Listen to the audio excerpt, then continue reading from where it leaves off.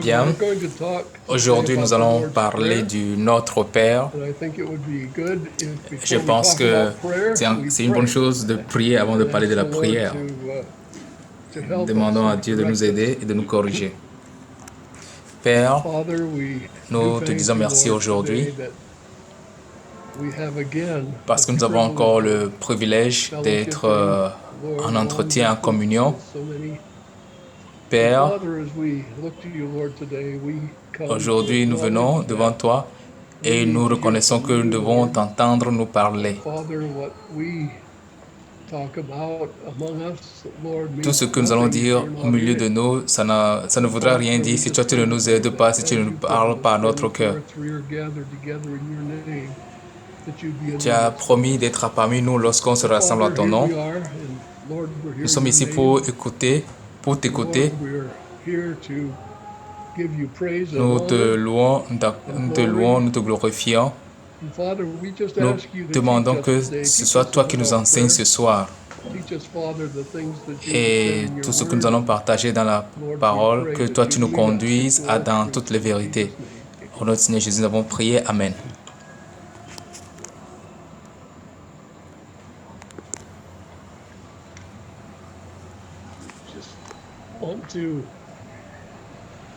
Un instant pendant que je branche quelque chose. Bien. Maintenant,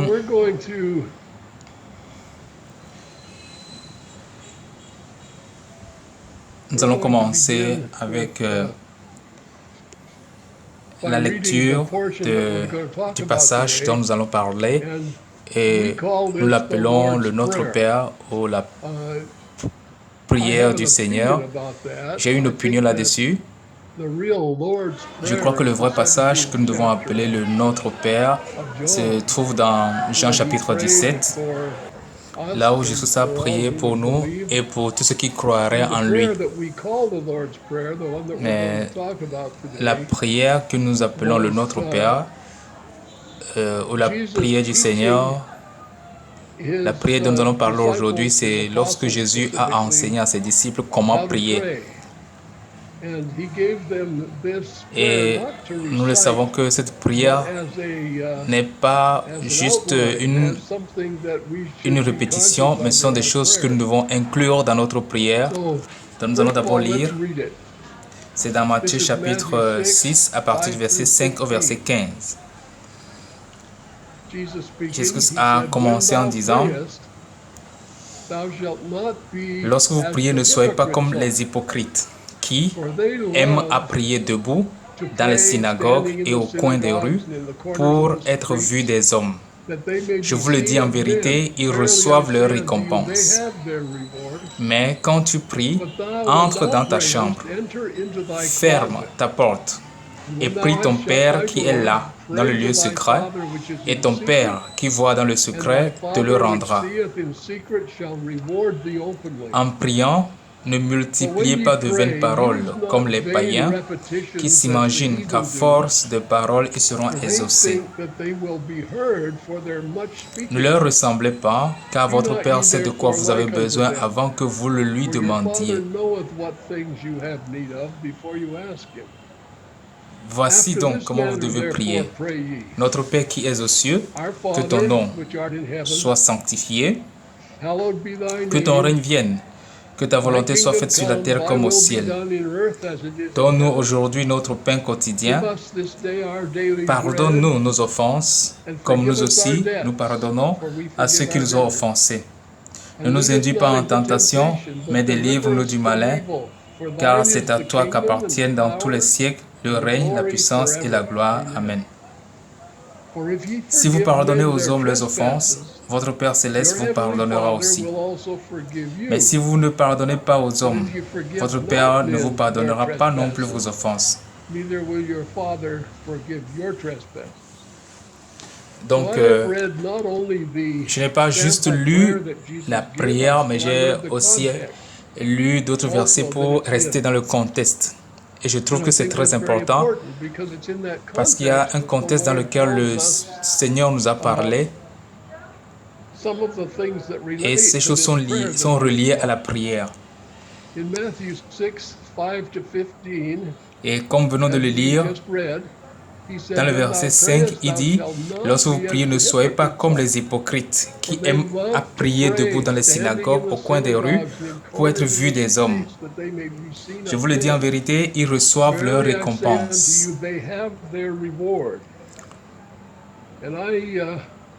Alors, je souligne quelque chose d'intéressant ici, c'est qu'il y a une récompense. Donc, il y a quelque chose que nous négligeons. Nous allons parler de ça dans quelques moments lorsque nous allons devant le Seigneur pour prier. Une prière hypocrite, c'est une prière pour démontrer combien nous sommes spirituels, combien nous sommes religieux, combien notre relation avec Dieu est très merveilleuse. Et ceux dont on parle ici, ils se mettent debout dans les synagogues au coin des rues pour être vus des hommes. Les gens le font aujourd'hui. Des fois, peut-être que vous l'avez déjà expérimenté, ou bien vous avez vu des gens qui soudain se lèvent et ils font une prière pour montrer qu'ils sont spirituels. Bien sûr, il y a un endroit où on prie dans le groupe, on prie ensemble. Dans Actes chapitre 24,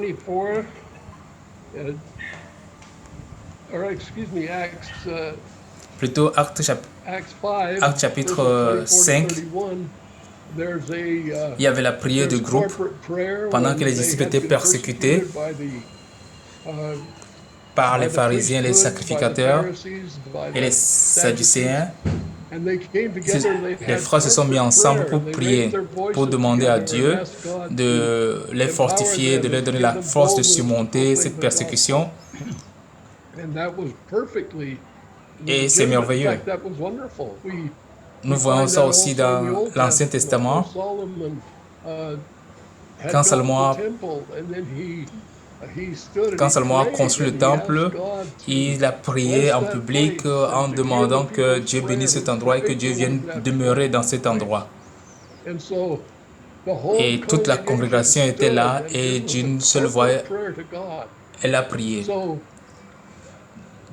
Donc, ce n'est pas de cette prière dont Jésus parle.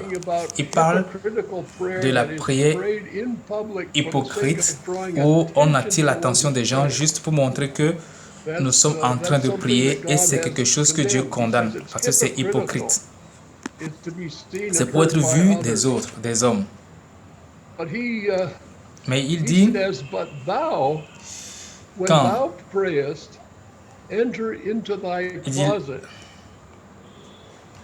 lorsque tu pries, lorsque vous priez, entre dans ta chambre, ferme ta porte et prie ton Père qui est dans le lieu secret. Donc ça, c'est la vraie prière. Ça arrive lorsque nous sommes dans la relation avec Dieu. Nous parlons de nos requêtes à Dieu. Nous communiquons avec Dieu.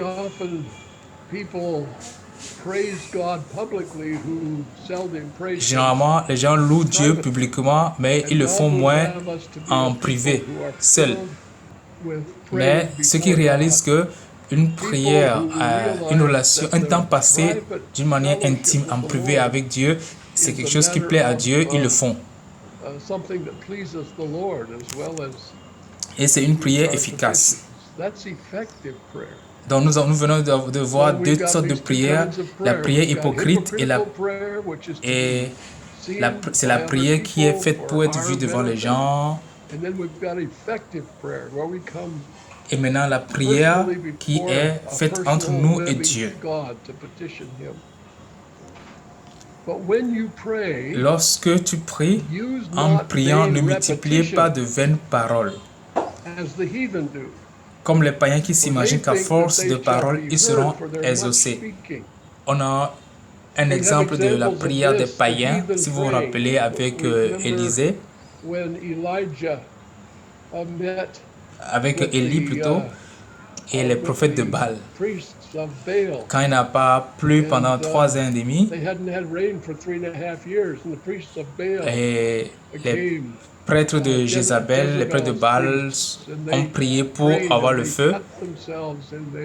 Ils ont fait cela pendant toute la journée, priant, criant, et ils étaient ridicules.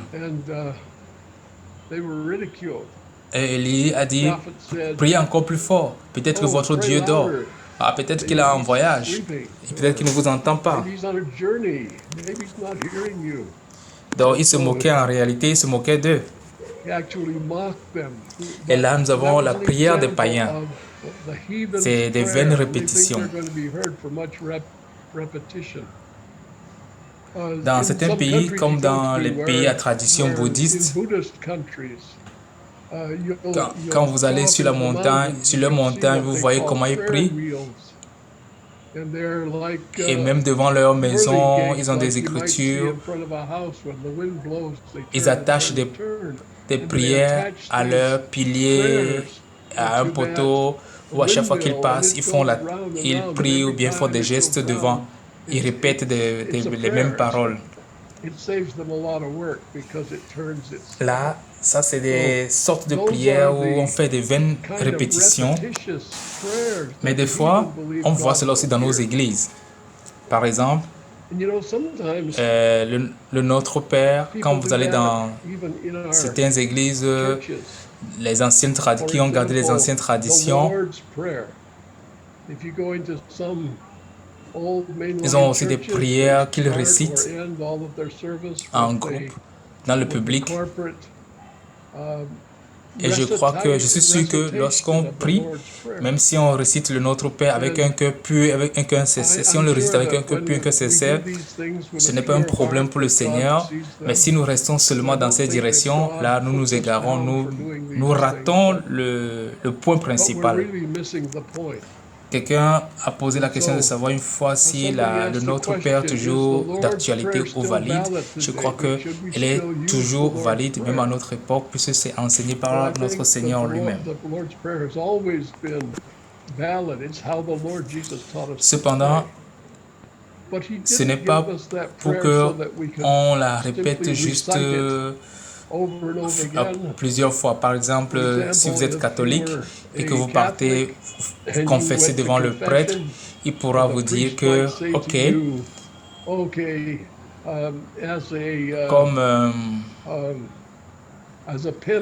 comme pénalité pour ton péché, il faut peut-être réciter tel nombre de fois le Notre Père avec Je vous salue Marie.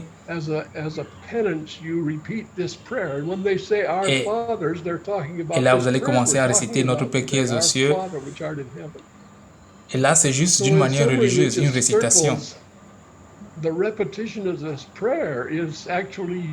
Donc, c'est utilisé juste sous forme de pénitence, qui est une punition. Donc, pour répondre à la question de est-ce qu'on doit toujours utiliser le Notre Père aujourd'hui, la réponse est oui. On doit l'utiliser aujourd'hui selon qu'elle nous a été enseignée. Pas juste d'une manière comme une récitation où on le répète sans cesse, mais on doit l'utiliser d'après l'enseignement de Jésus-Christ.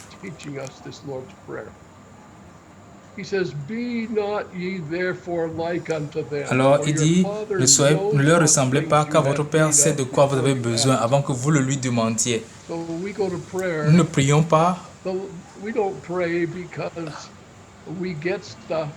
Nous ne prions pas juste parce que nous voulons prier ou bien parce que nous sommes coincés, mais nous prions parce que Dieu lui-même nous demande de prier. Même s'il sait déjà de quoi nous avons besoin, il a demandé qu'on prie parce que nous sommes dans la relation père et fils. La relation père et fille. La prière est récompensée. Qu'est-ce que cela nous dit? Si la prière est récompensée, ça veut dire que c'est un service apprécié par le Père. Donc nous venons devant Dieu Et nous ne prions pas juste pour nous-mêmes. Nous prions comme si nous offrons un service, l'intimité avec le Père. Ce n'est pas juste des requêtes égoïstes que nous lui adressons, mais c'est une communion avec lui. Ce n'est pas en listant seulement nos besoins. C'est vrai, nous avons aussi nos besoins quotidiens qu'on doit lui présenter, mais la prière va plus loin que cela. La prière, c'est la communion avec le Père, c'est l'intimité. Dans 1 Corinthiens, il est écrit que nous avons été appelés pour être en communion avec lui. Donc la communion n'est pas seulement en un seul sens. Alors il dit, voici donc comment vous devez prier. Alors qu'est-ce qu'il nous a donné? C'est une prière ou la manière de prier. Donc, si nous ne faisons pas attention, nous allons faire comme les païens. Et nous allons entrer dans les répétitions vaines. Il dit, quand vous allez prier, dites, voici comment vous devez prier. Notre Père qui est aux cieux. Donc nous reconnaissons que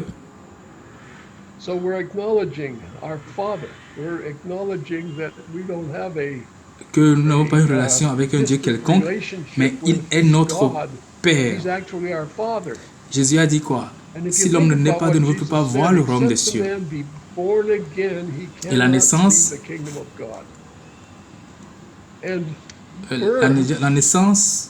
montre suppose qu'il y a des parents. Ça veut dire que si je suis né, ça veut dire que j'ai un père, j'ai des parents. Donc nous sommes nés de Dieu, il est notre Père et il est aux cieux. Et quand Jésus montait au ciel, qu'est-ce qu'il a dit à Marie? Va, dis à Pierre et aux autres disciples que je m'en vais au Père, à mon Père qui est le vôtre, qui est votre Père. Alors Jésus-Christ dit clairement que quand nous sommes nés de nouveau, nous sommes nés dans l'Esprit, nous sommes nés de Dieu. Il est notre Père. Ce n'est pas la même relation que nous avons avec tous les hommes parce que Dieu est le Père de tous les hommes, non? Mais c'est spécial. C'est une relation spéciale que nous avons avec lui parce que nous l'avons reçu et nous sommes nés par son Esprit, nous sommes nés de nouveau. Et Jésus dit que ton nom soit sanctifié. Avez-vous déjà pensé à ça? En priant, avez-vous déjà pensé à ce que signifie que son nom soit sanctifié? Rendre saint. Reconnaître la sainteté de son nom.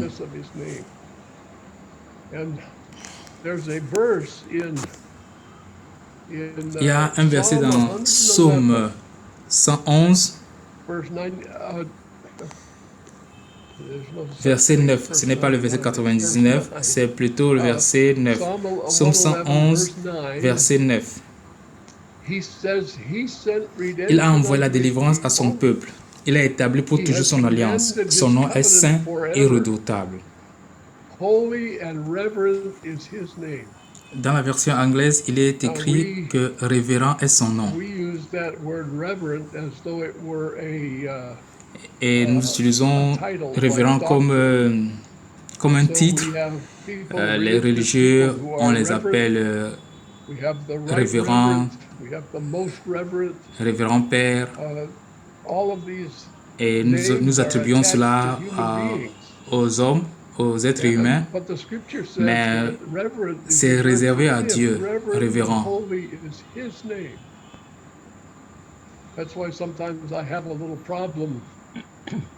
C'est pour cela que des fois j'ai quelques problèmes pour utiliser certains titres que les hommes s'attribuent généralement.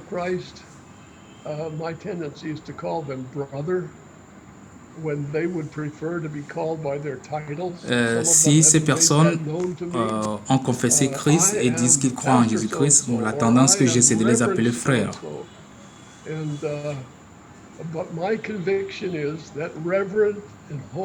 Maintenant, si eux-mêmes, ils préfèrent d'être appelés par leur titre, et surtout si ils me le font savoir que je dois les appeler par leur titre,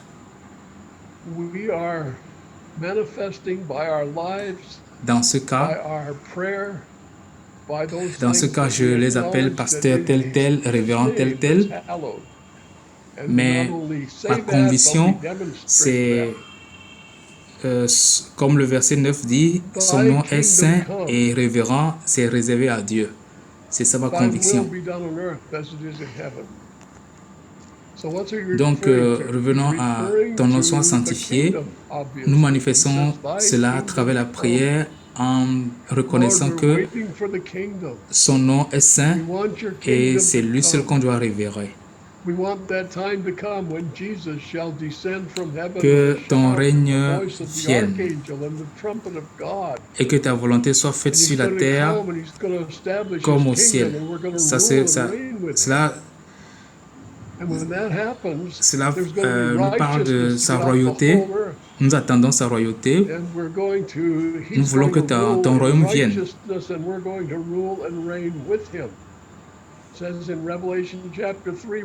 Et ce royaume viendra quand? Lorsque Jésus-Christ descendra du ciel avec au son des trompettes et des archanges.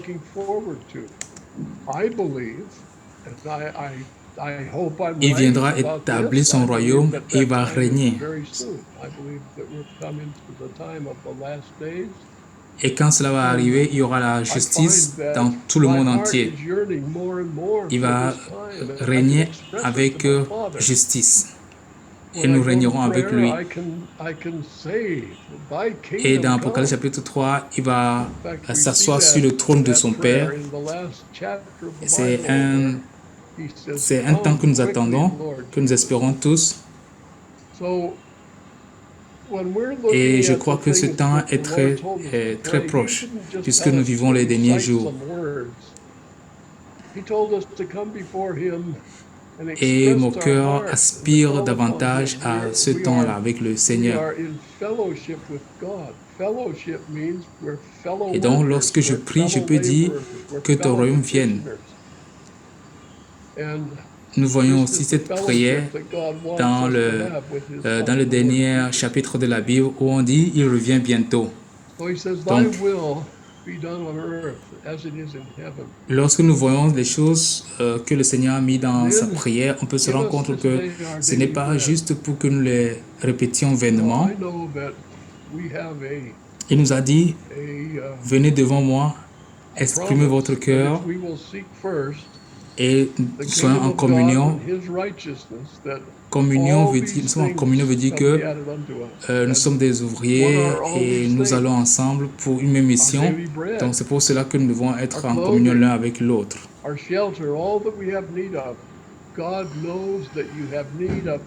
Que ta volonté soit faite sur la terre comme au ciel.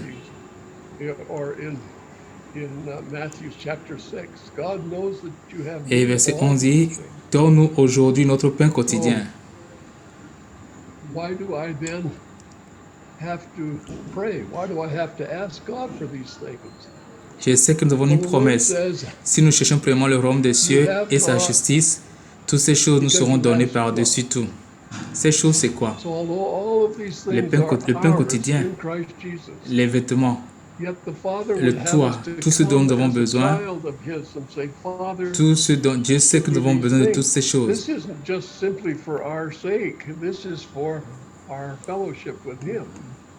Dieu sait que nous avons besoin de toutes ces choses, comme c'est écrit dans Matthieu chapitre 6.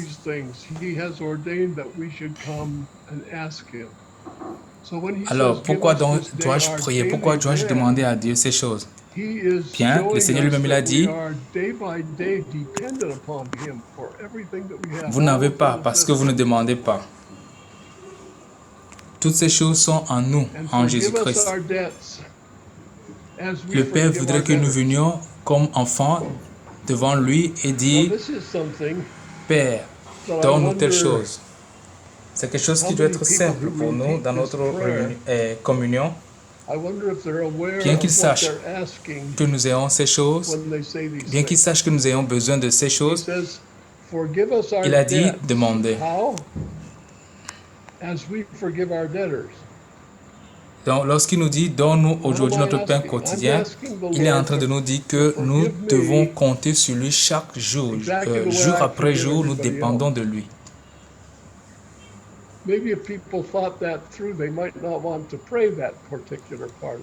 Verset 12, pardonne nos offenses comme nous pardonnons à ceux qui nous ont offensés. Ça, c'est quelque chose. Et je me demande que tous ceux qui prient et récitent cette prière-là, s'ils comprennent vraiment ce qu'ils sont en train de dire en disant cette partie. Pardonne nos offenses, comme nous aussi nous pardonnons à ceux qui nous ont offensés. Je demande quoi? Je demande que le Seigneur me pardonne, exactement comme je pardonne les autres.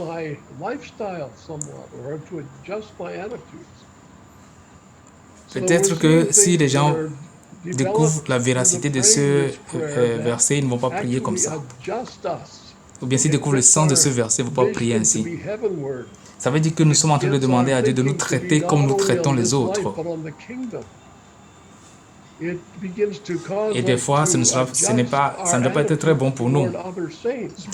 Donc Dieu est en train de nous donner ici une mesure corrective dans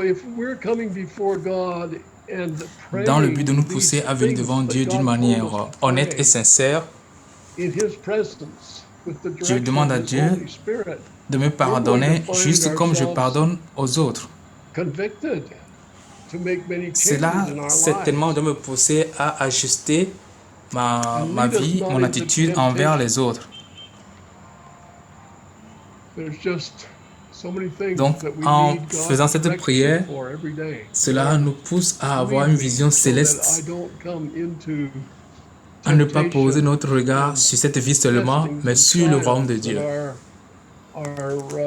Et cela nous amène à ajuster notre attitude envers les autres saints, parce que nous demandons à Dieu de nous traiter comme nous les traitons. Donc, lorsque nous passons devant Dieu et nous faisons cette prière, et lorsque nous sommes conduits par le Saint-Esprit, cela va nous amener cela va apporter beaucoup de changements dans notre cœur. Verset 13, ne nous induis pas en tentation. Et quand on dit, nous avons besoin de la conduite de Dieu, la direction de Dieu chaque jour, afin que nous ne puissions pas tomber dans la tentation. Dans les épreuves, délivre-nous du malin, délivre-nous des catastrophes, délivre-nous des chutes, dans la tentation de la chair. C'est très profond cette partie, parce que cela traite avec l'attitude de notre cœur. Car c'est à toi qu'appartiennent dans tous les siècles le règne, la puissance et la gloire. Lorsque je suis les nouvelles des fois, je réalise combien les croyants sont devenus dépendants des affaires politiques, quel parti politique est en train de prendre le pouvoir, les pouvoirs économiques, les circonstances, dépendant de qui est en train de diriger le gouvernement. Souvent, nous agissons comme si ce sont les hommes qui sont en charge et que notre repos dépend d'eux, dépend du puissant qui dirige. Mais ici, il y a une sagesse, il y a une connaissance ici que nous négligeons aujourd'hui, c'est que la royauté lui appartient. Le règne est à lui. Nous ne regardons pas aux pouvoirs terrestres qui sont ici, mais c'est lui qui est en charge de l'univers. C'est à toi qu'appartiennent le règne, la puissance et la gloire. Pour combien de temps? Pour toujours. We're talking to God Donc, who à is chaque époque, all Dieu powerful. est en He's charge. the ruler of the kingdom. C'est Dieu qui met All les power choses en is place. Il n'y a His. aucune puissance, All glory is His. comme We just Romains sang 13 about le dit, that a few il n'y a moments aucune ago. puissance, That il n'y a to aucun God be the pouvoir qui ne glory. vient de Dieu. And Donc, nous it's réalisons forever. que It's for every age. nous sommes en And so train de God has parler, always been in charge. He always will prier be à in Dieu charge. qui est tout-puissant et tous les pouvoirs lui Then, appartiennent, toute la when we gloire come lui to the end of appartient, that prayer, le règne lui appartient still in the same et context, c'est pour toujours, we read in verse 14, dans tous les siècles. For if you forgive men their Donc Dieu a trespasses, toujours été en charge, Dieu a your toujours heavenly été Father will also là. forgive you. Et lorsque nous venons à la fin de cette prière, So toujours dans le now même notice that contexte, there is an if there. If nous you lisons au forgive verset men their 14, trespasses, si vous pardonnez your aux hommes heavenly leurs Father will also offenses, forgive you. votre Père Does that mean céleste that vous pardonnera if I aussi. have failed to Vous voyez forgive qu'il y a someone un at some si, point that I'll un never si be là-bas. forgiven of my Father? No, I don't think Si vous pardonnez aux hommes leurs No, offenses, votre God Père has said céleste if vous we pardonnera confess aussi. our sins, He's faithful and just to forgive us our sins and to Est-ce que cela veut cleanse us dire from all que si je ne réussis unrighteousness. pas à pardonner, But He tells Dieu ne us me a pardonnera story pas aussi? that kind of Je ne pense explains pas. Dieu a the déjà dit que si nous circumstances that confessons this nos péchés, applies to. il est fidèle et juste pour nous les He says, pardonner if et you nous purifier de forgive toute not iniquité. men their trespasses, Donc, neither il y a will your quelque Father chose forgive your d'important trespasses. ici et il nous And donne aussi une histoire so, pour nous expliquer I'm les going to read you a circonstances story, de ce verset. and we're going to conclude with this Verset story. 15 dit, This is mais si from vous ne Matthew pardonnez pas aux hommes, 18, votre Père ne vous and it's from pardonnera pas verse non plus vos 21 to verse offenses. 35. Donc, quelle est I'm cette going to read histoire it qui to nous you. permet de comprendre ce passage? Then came Peter to Ce, him and said, Lord, ce récit, cette histoire se trouve dans how oft shall my Matthieu brother 18 sin à partir against du verset me 21 au and I verset forgive 35. him? Je vais le lire. Till 7 times? Jesus saith unto him, Matthieu 18, I verset say not 21. unto thee until 7 times. Alors Pierre s'approcha de lui et dit, But until Seigneur, 70 combien de fois times 7. pardonnerai-je à mon frère lorsqu'il péchera contre moi? Therefore Sera-ce is the jusqu'à 7 kingdom fois? of heaven Jésus lui dit, likened je ne te unto dis a pas certain jusqu'à 7 king, fois, mais jusqu'à which would take 70 account fois of his 7 fois. servants. And C'est when pourquoi he le had royaume des begun cieux to semblait reckon, à un roi qui voulut one was faire brought rendre unto compte him à ses which owed serviteurs. him 10,000 Quand il se mit talents. à compter, on lui amena un qui devait 10 000 But talents. forasmuch as he Comme il had n'avait pas de not to quoi pay, payer, his Lord commanded son him maître to be ordonna sold, qu'il fût vendu, lui, sa and femme, his ses wife enfants et and tout ce qu'il children avait, and all that he had, et que la dette fût acquittée. and payment to be made.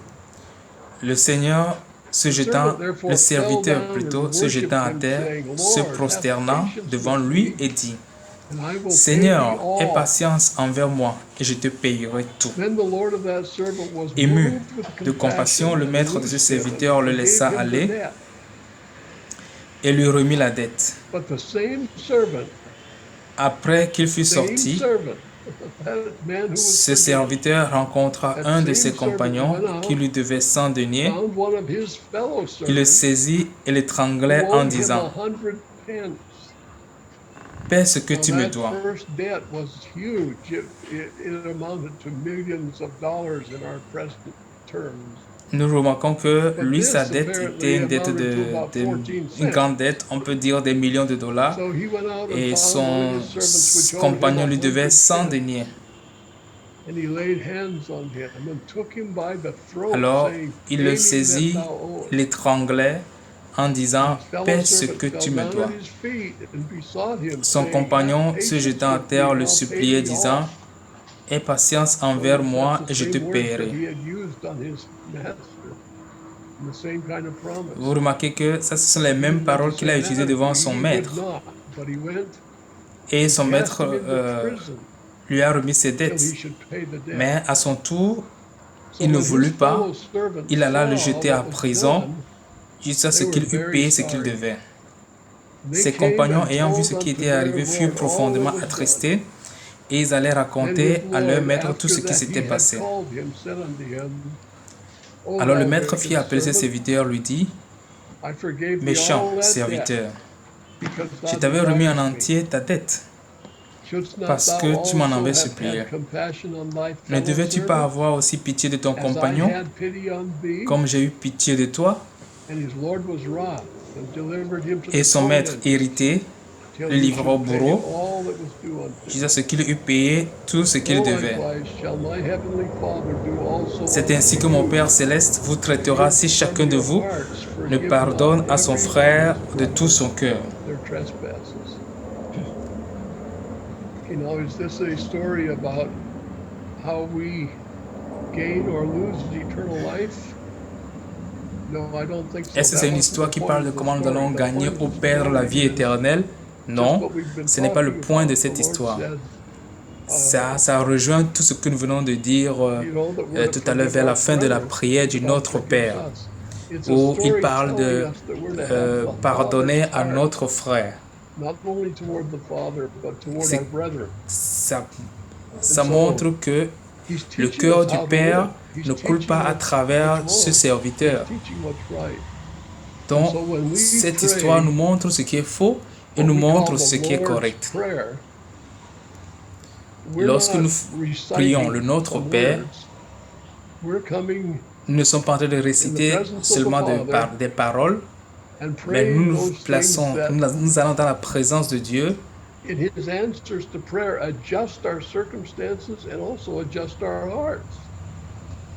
Il nous recommande de prier tel que notre circonstance est, tel que notre cœur est. Donc, réciter ça comme un poème ou comme une chanson d'une cérémonie, je ne pense pas que ça a une valeur, une grande valeur.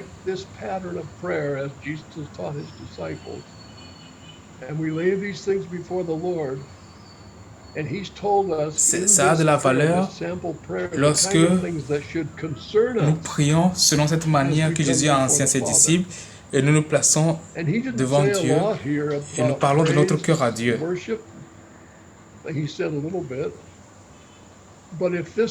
Il n'a pas beaucoup parlé ici de la louange, mais il en a fait allusion un tout petit peu. Il n'a pas parlé de la louange et de l'adoration, mais il en a fait allusion un tout petit peu. Donc, considérant toutes ces choses, de toutes les façons, nous avons le temps de partage où nous allons recevoir les commentaires, les explications, les questions, les discussions par rapport à tout ce qui a été dit ici. Je vais m'arrêter là et nous allons remettre entre les mains de Dieu tout ce que je viens de dire et le temps que nous allons aussi passer dans les discussions. Nous prions. Père, nous t'honorons et demandons en ton nom, au nom de Jésus-Christ, de nous conduire à écouter ta voix pendant que nous allons nous poser des questions et chercher les réponses, que tu nous réponds, tu nous donnes ta sagesse. Et la suite est entre tes mains. Nous avons prié au nom du Seigneur Jésus-Christ. Amen. Donc, c'est votre tour maintenant.